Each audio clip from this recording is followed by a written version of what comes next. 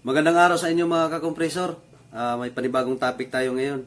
Ang topic natin is how to find common, high, medium, and low, and auxiliary or starting sa isang 5 leads na isang fan motor. So, paano nga ba? So, tara, usap tayo.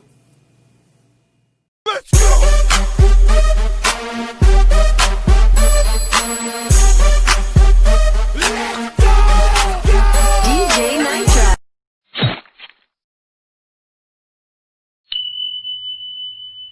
Meron tayong fan motor na 5 leads.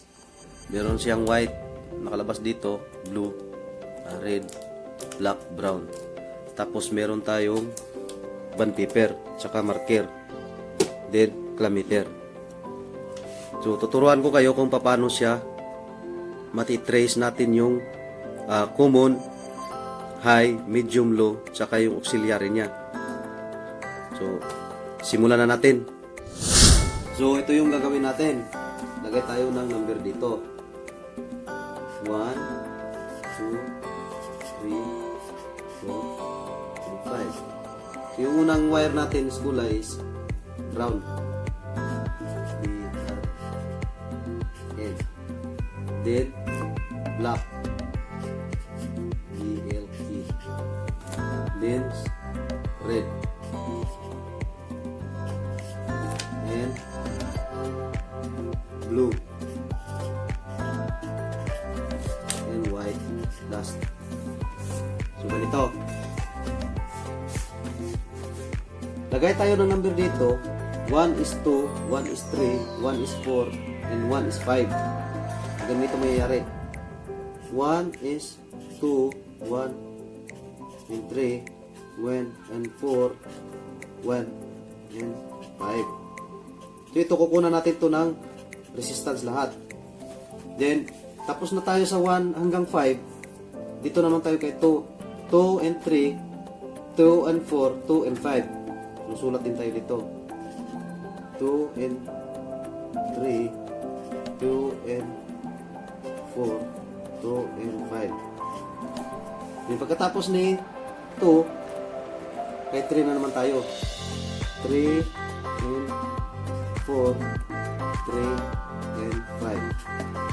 So, dito tayo. Pagkatapos kay 3 and 5,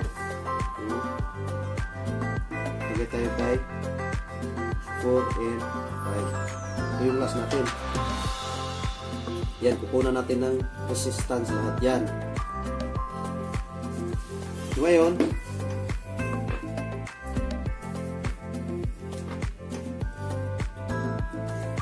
ito yung gawa natin. Yan. Yan gawa natin. Kukunan natin ito lahat ng resistance. Yan. Magsimula tayo sa brown, then black, then brown and red, then brown and blue, then brown and white. So, ngayon, simulan na natin pagkuha ng resistance. Yung number 1 natin is brown. So, yung clammeter natin, meron tayong clammeter. Set natin sa ohms. Yan, sa ohms. Then, isang lead natin, yung test lead, steady natin sa brown. Tusok natin. Yan, naka-steady na yan. So, brown and black. Sumunod tayo sa black. Tusok natin dyan. Meron siyang 25. 25.9. The next is red. 66.6.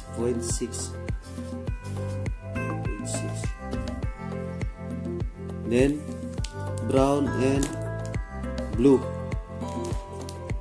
Meron siyang 7.5.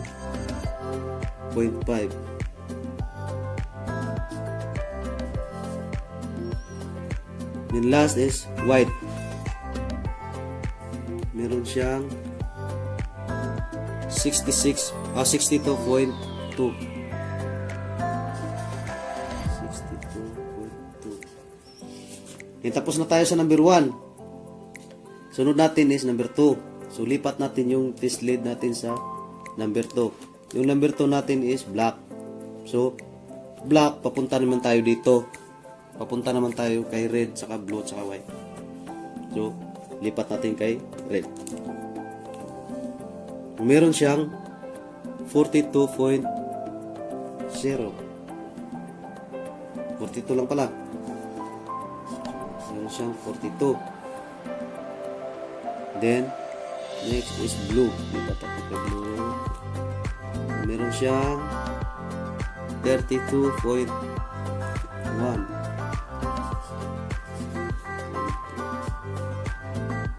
Last is white. Meron siyang 37.6. 37.6. Yan, tapos na tayo sa number 2. Then, lipat na naman tayo kay number 3. Number 3 natin is red. Lipat natin yan. 3 and 4.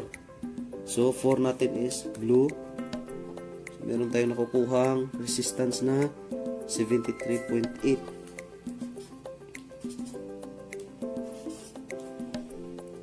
Then, next is white.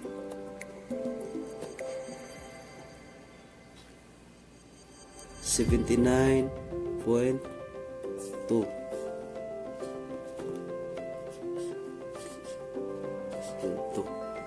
Yung last natin 4 saka si 5. So dito na tayo sa blue at saka white. Meron tayong nakuhang resistance na 69.4.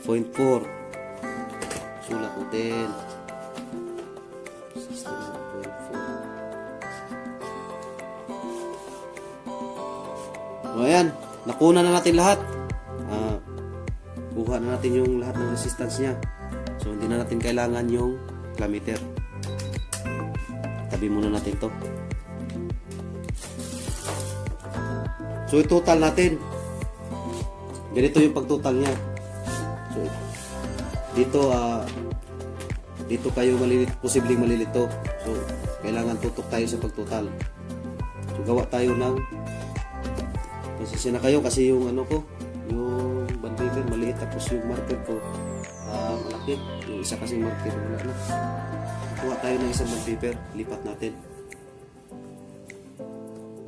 So ganito yung mangyayari. Gawa tayo ng number dito.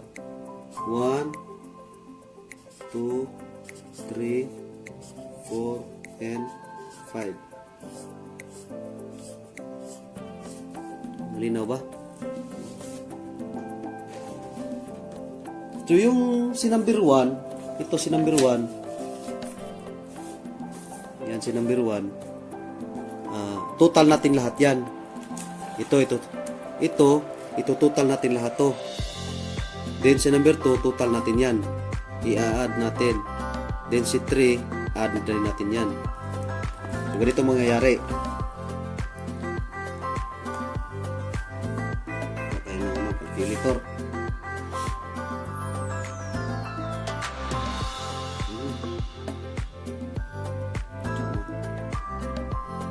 Ganito mangyayari. 25, si number 1, ganito. Si number 1 and 2, meron siyang 25.9 plus 1 and 3, 66.6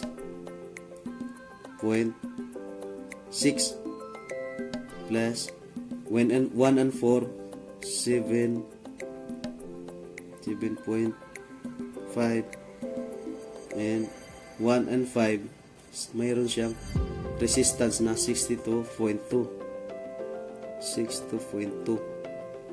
So yung total niya is 162. Sulat natin dito sa number 1. 162.2. Next is number 2. Si number 2, total natin yan. 2 and 3, meron siyang 42. Then, 2 and 4, meron siyang 32. Then 2 and 5 meron siyang 37.6. Yan.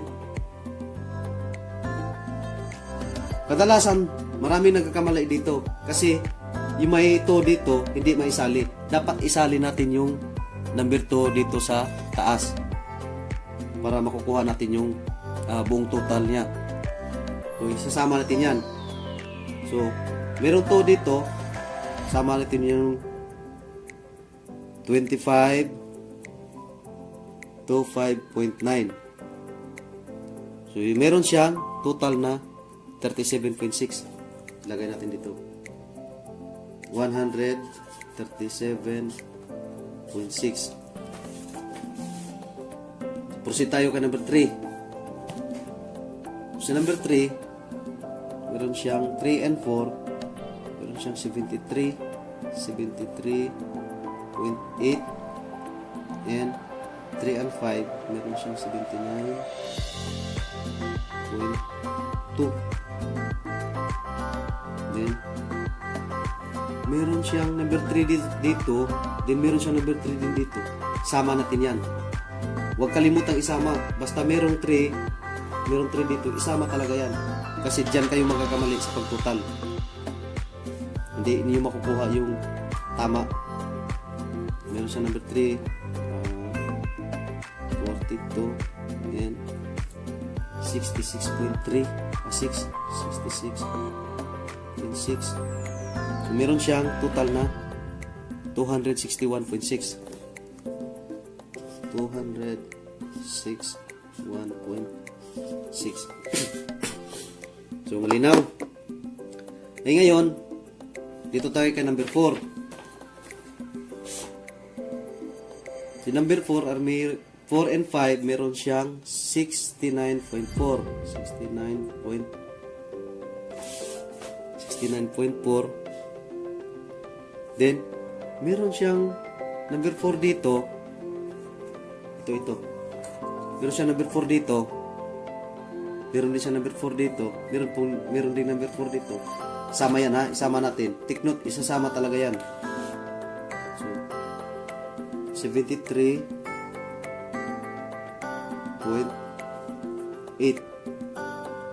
Then, 32. 32.1. Then, 7.5. Meron siyang total na 182.8. 182.8. Then si number 5. So meron siyang 5, 5, 5, 5. Total natin lahat yan. Number 5, 69.4 plus 79.2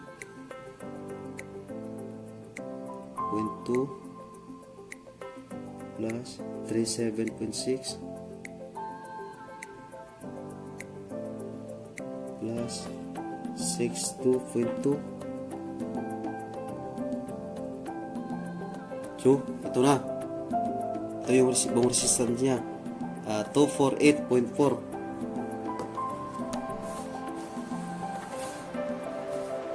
So, 148.4. So, ayan. Nakuha na natin yung buong wire na resistance niya. So, meron na tayo. Ito, ginagawa ko to para malalaman din ninyo kasi yung motor natin, halimbawa, burado na yung na-erase na yung ano niya, yung diagram. So kailangan natin alam natin kung paano mag-compute ito. Then halimbawa nagpapa-rewind tayo ng motor kasi sunog yung winding. Then yung nagre-rewind, hindi ibinalik yung color coding ng wire. Halimbawa nagkapalit-palit ng color coding. So kailangan natin na gagawa tayo ng ganito para malalaman natin. Kasi sayang yung pagpa-rewind natin kung magkabaliktad-baliktad, masusunog yung winding. Sayang yung pagpa-rewind natin. Kaya ko to ginagawa para malalaman din ninyo kung paano siya ma-trace yung wire natin galing sa ano yung common, ano yung high, low and medium and auxiliary. So ngayon, meron na tayo. So dito, yung common natin, yun ang pinaka mataas. Diba? Yung take note ha, yung common natin, yung pinakamataas. So yung pinakamataas dito is number 5. Meron siyang 248.4. So ito yung automatic, ito yung common natin. So yung kasunod, yun ang auxiliary. Yung auxiliary niya, yung auxiliary starting. So yung kasunod niya is 261.6. Tama ba? So ito yung bali niya auxiliary. ES, auxiliary starting. Then ito, meron rin nagkakamali dito, marami na nagkakamali. Ako minsan na ako nagkakamali. Kasi akala ko yung pagkakaalam ko kasi kung saan yung mataas, yun yung pinaka high and sunod-sunod na yun, high, low, medium. Hindi pala, kabaliktaran pala. Yung low yung high natin is yung pinakamababa na resistance. Yun yung pinakamababa na resistance, yun ang yun ang pinaka high natin na pan speed. So yun ang pinakamababa dito is 137. Yun ang pinakamababa, 162, 137 and kasi ito na lang naiwan si 1, 2 and 4. Yung pinakamababa dito is 137. So ito yung high natin. Yan high. Then sunod na medyo mataas-taas sa kanya is 162.2. So ito yung medium natin. And yung pinakamataas is 182.8. Ito yung low. Yan yung low natin. So take note tayo ha. Yung pagkuha natin sa sa pan speed niya, yung speed niya sa resistance. Kung sino yung pinakamababa na resistance, yun ang pinaka-high niya. Tapos yung kasunod niya, si medium. Tapos yung pinakamataas na resistance is yung low. So yung pinakamababa natin dito is si number 2, 137.6. Yun ang high niya. So yun ang kasunod niya is 166.2, si medium. Then 182 is low. So ganyan ha, ganyan. Hindi yung yung siya yung pinakamataas. Kabaliktaran dito sa common tsaka si auxiliary. Kabaliktaran sila kasi si common mataas tapos si auxiliary yung kasunod. Ito baliktad sila. Kung sino yung pinakamababa, yun yung pinaka high natin. So, okay na tayo. Okay na tayo dyan. So meron tayong nilagay dito na tagging. Ito. Yung tagging natin. Si number 5 is common. So, lagay natin dito common. Si number 5. Then, si number 3, black. Okay? Number 3 is red. Red pala. Is auxiliary natin. ES. Yan, ES. Then, yung high natin, si number 2, black. Yan, high. Then, kasunod, medium, 162.2, si brown, si number 1. Medium. Then, yung low natin, number 4, is blue. Si blue yung low natin. Ayan. Buha. Paliwanag ko sa inyo. Hirap kasi, ano lang, dapat whiteboard talaga, malaki-laki. So, yun si number 1 dito, si brown. Si brown ang number 1 natin. So, siya yung medium. Then, si number 2 is black. Siya yung high. Yan, high. Then, si number 3, yung auxiliary starting natin is number 3. Yung red. Red yung kulay. So, yung low, number 4, is blue. Then, yung common, yung pinakamataas, is white. Sana nakukuha ninyo. Kung pwede, ibalik-balikan nyo lang pagpanood sa video ko. Makukuha rin nyo yan. Tapos, kung pwede, screenshot nyo na lang para pag-aralan ninyo. Sa mga hindi pa nakapag-subscribe dyan, subscribe na kayo sa aking YouTube channel. And click the notification bell para updated kayo sa mga bagong ina-uploads ko ng mga videos. So hanggang dito na lang mga kakompresor. Maraming salamat. Then, shout out tayo sa mga subscriber ko dyan, yung mga organic ng mga subscriber ko. Maraming salamat sa inyong pagsuporta sa channel ko. Then sa mga kasamahan ko dyan dati sa Unit 1 sa Mubaras, si Napipito, si Cactus, si Rocky, si Armando, si Raul, si Ryan, yun si Eugene, tsaka si Erwin. So, maraming salamat sa inyo, bye. Ingat kayo lagi dyan sa trabaho. God bless and stay safe. So, bye-bye. Thank you.